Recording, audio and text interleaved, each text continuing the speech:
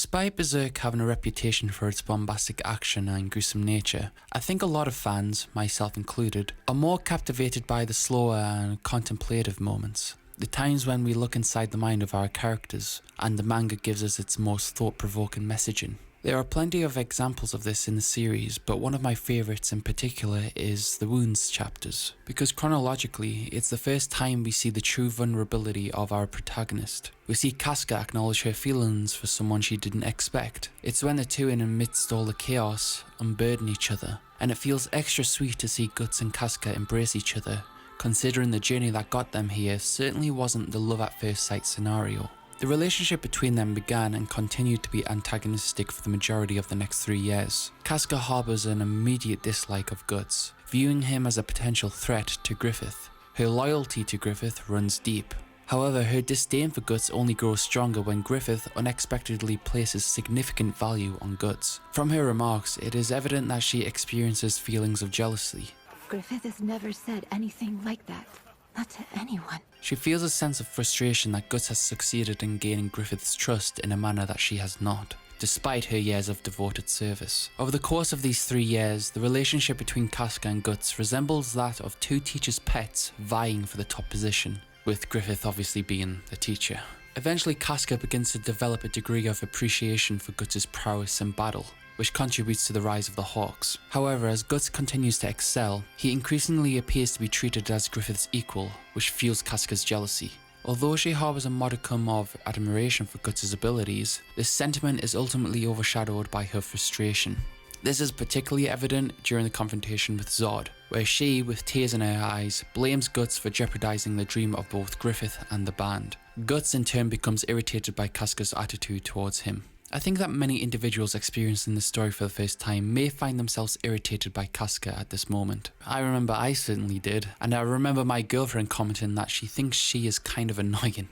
However, it is only when we delve into her backstory and her perspective on Griffith that we begin to understand her actions in a different context. Upon reflection, I believe the initial moment when the relationship begins to transform occurs on the night when Guts takes the life of Julius and his son. Casca observes that Guts is distraught, and rather confronting him with animosity, she adopts a notably gentler approach, attempting to prevent him from engaging in reckless behaviour. She even tears a portion of her clothing to fashion a bandage for Guts, which visibly surprises him. In this scene, the significant Griffith speech that motivates Guts to contemplate leaving happens, and both Casca and Guts experience similar emotions. Casca feels a sense of jealousy towards Charlotte, the woman with whom Griffith appears to be taking a liking to, while Guts realises that he isn't really a true friend to Griffith. They both feel sorrowful, recognising that they do not seem to be as valuable to Griffith as they had previously believed. This shared sentiment plays a crucial role in the eventual bond that forms between the two. However, I would say that the first significant turning point arises when Casca and Guts find themselves separated from the rest of the band of the Hawk after both tumble off a cliff during a fierce battle. At that time, Casca is experiencing her time of the month and is feeling quite unwell, prompting Guts to take care of her. Upon regaining consciousness, Casca fights with Guts, during which he utters some rather hurtful remarks regarding her being a woman. In that moment of vulnerability, Casca breaks down, expressing that she never chose to be a woman. She then unveils her past to Guts, explaining how Griffith rescued her from a nobleman and bestowed upon her a sense of purpose within the Hawks. She feels a sort of duty to support Griffith's ambitions, believing that failing to do so would amount to a betrayal. This is a tactic that Griffith uses to establish and maintain control over others. He makes people feel like they belong to him. Ironically, the one instance in which someone managed to slip from his grasp ultimately causes his downfall. Guts listens to Casca, being non-judgmental, but she still lashes out at him, yet again expressing that Guts is a threat to Griffith's dream. Bewildered that Griffith seems to favour Guts over everyone else, including her. This scene, though still has feelings of hostility, marks the first real emotional connection between them. This sentiment is further accentuated when Guts chooses to risk his life for the sake of Casca.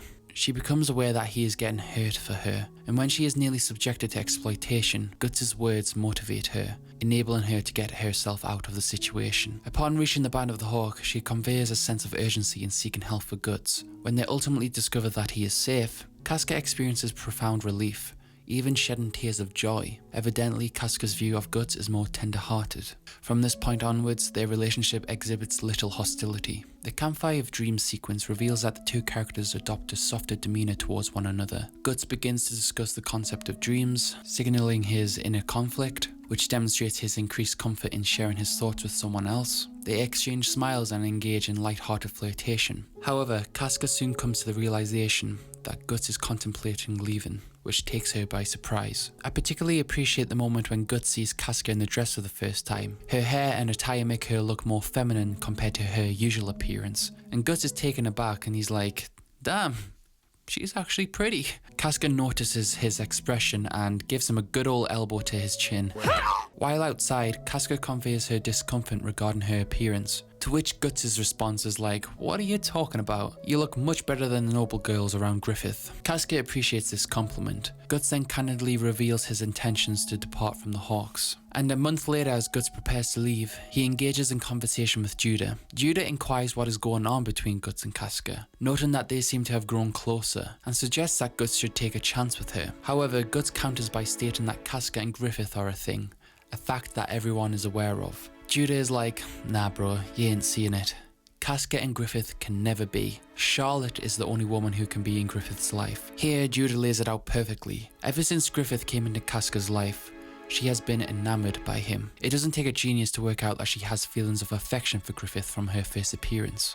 But it goes far deeper than that. The affections that Casca harbours for Griffith are more akin to a sense of worship. She yearns for a man who remains unattainable to her. Princess Charlotte, on the other hand, possesses the ability to fulfill Griffith's deepest desires, something that Casca is unable to provide. This predicament places Casca in a rather dire position. Can she truly be happy wanting a man she can never have? Judah asks Guts whether he would like to hold her. Initially, Guts says no, expressing that he regards her primarily as a comrade. However, he acknowledges that he feels unworthy of her in his current state, suggesting to us that the possibility remains open, just not in this moment. As the showdown between Griffith and Guts is occurring, Casca is acknowledging her feelings for Guts, and as he leaves, Casca is conflicted, looking back and forth between the two men. And as Guts walks farther away, she yells his name, but he just keeps on going. Casca's feelings are obviously complicated by her unwavering devotion to Griffith. She adores Griffith, or at least the ideal version of him.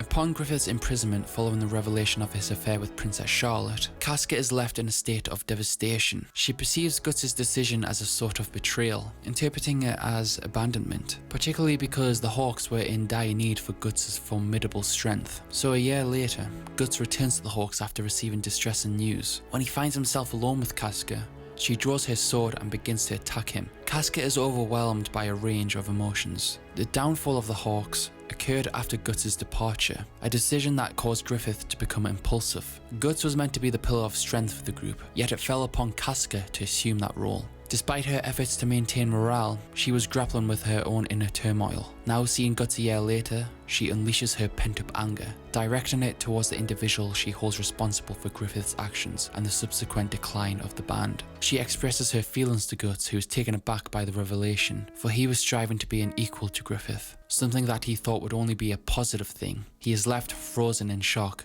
and Casca stabs him, which he was expecting him to have blocked. Guts starts questioning everything, unaware of the significant impact he had on Griffith. What else could I have done? He murmurs. Casca collapses to the ground, feeling defeated. She confides in Guts that she aspired to be Griffith's sword, and acknowledges that marrying Princess Charlotte would secure him a path to the throne. She knows she isn't stupid. However, despite this understanding, she had hoped to be someone of importance in the realization of his dream, even if she could not be his lover or his sword. The past year, however, has demonstrated that this isn't a possibility. Guts is the only one capable of that for Griffith. This circumstance leaves Casca without a purpose. Exhausted and weary, she implores Guts to carry on without her and allows herself to fall from the cliff. In that moment, she comes to terms with the fact that her dreams are shattered. Griffith is no longer present, and any hope of being invaluable to him has vanished.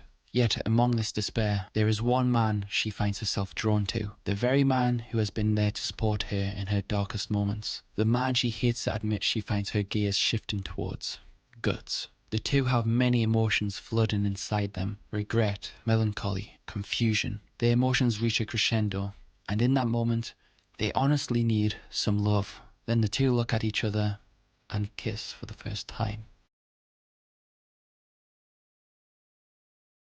They move to a more secluded area to smash. And Guts observes that Casca is trembling. She fears that engaging in this intimate act with Guts may lead to changes within herself. This is Griffith's work at play. Casca thinks just by merely having feelings of affection for someone other than Griffith is a betrayal. She has devoted her whole life to him, and so by engaging in this affair with Guts, she feels like she is spitting on all of that. Additionally, she feels self-conscious about her scars. However, Guts offers her reassurance, telling her not to be worried, as all she truly needs to do is feel alive. Casca comes to believe that her feelings for him are genuine, and now she can be more at ease. As their intimacy deepens, it is depicted as awkward and lacking confidence. This is primarily due to the fact that this is their first time and they are inexperienced. It can be scary for both of them to be this vulnerable. Initially, the narrative predominantly centers around Casca's perspective, her conflicting feelings involving Griffith and being comfortable with letting herself feel free. But it swiftly transitions to Guts as they begin getting down with each other. And yes, ladies and gentlemen, this scene isn't just a sweet, innocent love scene. Oh no. It becomes evident that Guts is not as gentle as Casca would prefer, and this hostile, blank expression is painted across his face. As Casca cries out, Guts is suddenly overwhelmed by a violent recollection of his past. He envisions Donovan and his younger self, alongside the haunting words of Gambino that have lingered in his mind for years. In the flash, Guts finds himself physically grasping his younger self by the throat, as if to strangle him, effectively assuming the role of the aggressor. In reality, he is choking Casca. Ultimately, he releases his grip, and a river of suppressed emotions relating to Gambino and the Donovan incident come flooding out. In particular, he is consumed by grief over having killed Gambino, which is profoundly heartbreaking. Not because of the loss of Gambino, but because Guts views Gambino as a much more positive figure than reality reflects. Gambino was an awful person. When Casca mistakenly thinks the person who took advantage of him was his father, Guts defends Gambino. Here he still feels like a little boy, and that connection to his father is distorting his reality. But he still cannot comprehend why his father would sell him out. This is truly one of the most depressing qualities in this whole scene. He sees himself as the villain for having defended himself, and when Casca reaches out to him, he finally comprehends the gravity of his actions and is filled with shame. One line that stands out to me, which just illustrates the true complexity of trauma and human emotions, is when Guts says, "I meant to get over it a long time ago. So why did it come back now?" Guts tends to hide a lot of his feelings, as it is simply part of his nature. However, it appears that he does not fully recognize these feelings himself. In the past, he chose to repress them, believing that the painful memories would fade away permanently. Unfortunately, this is not how life operates. One cannot simply eliminate such impactful memories. Rather, one must alter their perspective and find healthier ways to cope with them. For many individuals, the easiest route is often to avoid confronting these feelings, as we don't want to get hurt. So avoiding it is a defense mechanism a lot of us do. Yet this approach is not an adequate means of addressing trauma, as it has the potential to resurface and inflict more harm than one could have anticipated. This scene in particular serves as a great illustration of that reality. Guts, in a moment of distress, becomes aggressive, resorting to strangling and intimidating Casca, the girl he wanted to share a loving moment with. He experiences a form of panic attack, during which his conflicting emotions regarding Gambino are laid bare, leading to a sense of embarrassment. Trauma is complex and not pretty at all, and this scene effectively highlights the consequence of failing to address it in a constructive manner. However, on a more positive note, despite the unpleasantness of this situation, Guts eventually finds the courage to express himself. It's a shame that what spurred this on was his trauma flashback and hurting Casca, but maybe it's best to let feelings out before they manifest in extremely harmful ways. I think perhaps he was able to talk about it because Casca shared details about her past with him, which was a vulnerable thing for her to do. As a result, Guts seems to feel somewhat more at ease discussing his own experiences. And it's a lovely moment when Casca hugs Guts, saying it's okay, let's just lick each other's wounds and be there for one another, validating how Guts feels. This expression of feelings Guts has only made the two come closer together. It ends with my favourite panel from these chapters. Guts reflects on a time from his childhood when he was applying medicine to his nose, with his oversized sword resting beside him. His sword has always been a constant companion, a way of protecting himself. At times, he even finds solace in sleeping with it, a means of coping with his anxiety. However, in the present moment, there is no sword to be found. He has surrendered. Casca, the woman he loves, replaces the sword. In this instance, a profound sense of tranquility envelops him. On a personal note, it's easy to have a guard up. It often feels natural and can serve to lessen the pain of something hurtful happening. But this can isolate us from others, making it difficult to let people in. So if you're lucky enough, when you truly lie with someone you love, when you allow yourself to relax and fully embrace the moment, the feeling is pure bliss. It feels like concerns about the future, insecurities, and negative thoughts fade into the background as you feel the warmth of your partner beside you. It is like a cathartic release. In this moment, Guts is experiencing this, and much like the medicine he once applied, he is being healed by it. Robin Williams expresses this sentiment in Good Will Hunting. But you can't tell me what it feels like to wake up next to a woman and feel truly happy. It is an experience that can only be felt. That sensation embodies true happiness.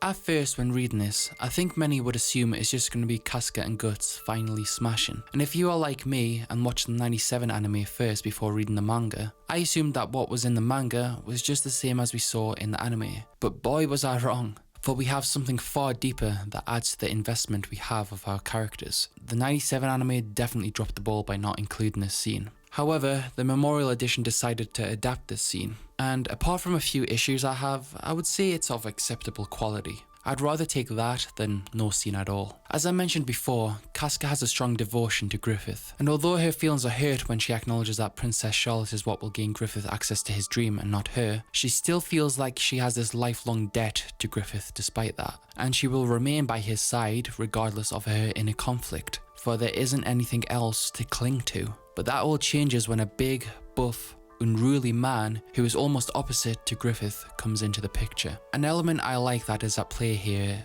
is that the two are revered at Griffith and aim to be up there alongside him. They are both essentially in the same position. They have a lot in common with childhood issues and having to put on a tough persona for the rest of the world. They are at first blinded by how compatible they truly are because Griffith's light is distracting them. But when that light dims down, it's only then that they can see that they are good for one another. This moment of them embracing each other also illustrates that they are capable of finding purpose and joy without Griffith. And while at the beginning of these chapters, Griffith is on Casca's mind, by the end, he is out of the picture. Her focus is solely on Guts. They can embark on their own journey together. Another aspect of this that I find commendable is the way in which Guts articulates his trauma and openly weeps in the presence of Casca. I have a thing for characters who have a hard exterior and do not usually display their emotions, but eventually at some point in the story they do. Characters like Cloud Strife or Arthur Morgan, and of course Guts himself. For various reasons, I find these characters resonate deeply with me. Furthermore, I believe it is beneficial for young men to witness a strong and capable individual like Guts experience a breakdown, demonstrating that they too are imperfect and can express their emotions to a woman they love. While the edginess of these characters often draws many, what we truly love about them is their humanity and relatability, which is why Guts is one of my favourite characters of all time. Miura demonstrates how being open with others can bring people closer together and strengthen the bond that they have. The relationship between Casca and Guts intensifies as they share emotions with each other. So what happens when an individual refuses to connect with others and suppresses their feelings? Well, we have a great example with Griffith, who after suffering a significant blow to his ego, descends into a depression. This leads him to engage in rash behaviours that are detrimental to himself, others, and everything he's worked for. His explosive reactions are a consequence of a lifetime spent repressing emotions. However, he is still human and such repression cannot be sustained forever. Consequently, his outburst became destructive, setting in motion his eventual betrayal. Guts and Casca embody the strength that comes from vulnerability, while Griffith's actions display the dark side of ignoring that you are human. If I do have to complain about something in these wounds chapters, it would be that although it's a good exploration of Guts' trauma, I felt like Casca was kinda excluded and pushed to the side. Now don't get me wrong, she had her whole inner conflict before this that was great. But you gotta remember that Casca had a traumatic childhood, and this is her first experience, and she got hurt and choked. Guts does say something that acknowledges that it's her first time and he has hurt her, but I just think that her reaction to this experience doesn't seem too realistic. She just kinda lies there and wonders what's going on with Guts. Remember that Guts' actions were mirroring her childhood encounter, and so I feel like she should have had a more visceral reaction here. I know trauma isn't simple with how it presents itself. I just think that we should have some indicator that this experience brought up some old memories for her. I think this was a bit of an oversight by Miura here. But to be charitable, Maybe it would be too messy and difficult to try and display two people's charm as happen simultaneously. Maybe it's just hard to communicate, so focusing on one is far easier. Anyways, I just wanted to talk about a scene in Berserk that sticks with me, and discuss why it resonates so deeply. I haven't seen much discussion online for these chapters, so hopefully I have given you something fresh. And for those who also love this scene but can't articulate why, hopefully I have provided you some clarity. Guts and Casca are one of my favourite couples in fiction. Kentaro shows the raw romance of two people going through this experience for the first time, and I just find it's endearing to see them grow considerably with just 2 chapters. And I hope to see them live a long and happy life.